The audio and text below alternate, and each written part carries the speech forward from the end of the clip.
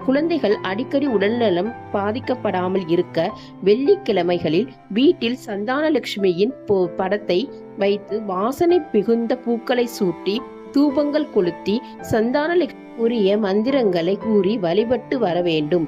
நவக்கிரகங்களில் புத்திரன் எனப்படும் குழந்தை பேறு அருளும் நாயகனாக குரு பகவான் இருக்கிறார்.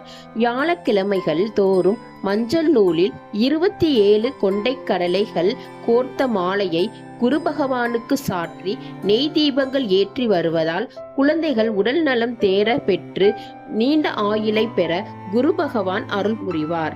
பாலமுருகனாக முருகன் வீற்றிருக்கும் கோயில்களுக்கு செவ்வாய்க்கிழமைகளில் சென்று வழிபடுவதால் உடல் நலம் குன்றிய குழந்தைகள் முருகனின் அருளால் சீக்கிரம் உடல் நலம் தேர பெறுவார்கள்.